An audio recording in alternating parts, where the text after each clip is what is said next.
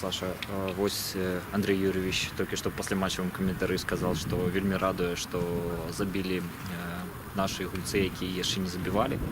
Вось твои эмоции, ўражанні пасля матчу? Ну, конечно, рад, что забил, помог команде выиграть эту игру. Долго не забивал, были моменты в предыдущих матчах.